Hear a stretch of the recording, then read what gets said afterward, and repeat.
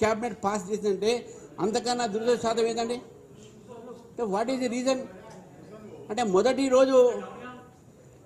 రోజు మీరు ఇవ్వలేరా జీతాలు? అంటే మీ పరిస్థితి ఫైనాన్షియల్ అంత బ్యాడా?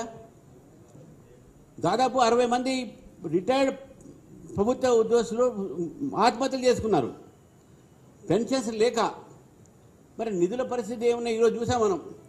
20,000 కోట్ల రూపాయలు ఈరోజు కాంట్రాక్టర్లకు బకాయి ఉన్నది ప్రభుత్వం. 20,000 కోట్లు మామూలుగా కాదు. ఎంతమందికి బకాయిలు ఉన్నారు ఈరోజు? విద్యార్థులకు ఫీ రీఎంబర్స్మెంట్ 10,000 కోట్ల బకాయిలు ఉన్నారు.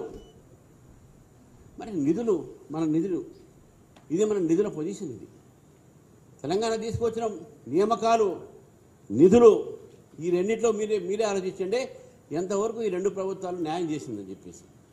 తర్వాత నీటి విషయంలో వచ్చే వరకు సరే, కేసీఆర్ గారు ఆ రోజు మనకు రావాల్సినటువంటి ఒక కృష్ణా వాటర్ జలాల్లో 299కే టీఎంసీకి సంతకం పెట్టి మనకు రావాల్సిన వాటా కన్నా తక్కువకు సంతకం పెట్టి సరే ఆ రోజు తొందరలో ఉండే ఇది అయిపోయింది. గోదావరి జలాల మీద నేను ఉత్తరం రాశాను మొన్న రేవంత్ రెడ్డి గారికి.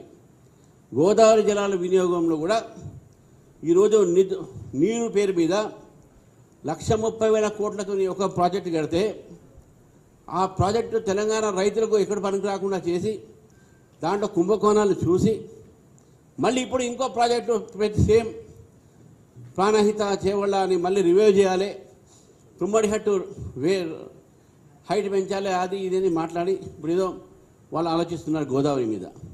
అంటే 12 సంవత్సరాల నుంచి నీటి మీద ఒక పాలసీ లేదు రెండు ప్రభుత్వాలు కూడా. They don't have policy for the water resources, either for drinking water or for the irrigation water.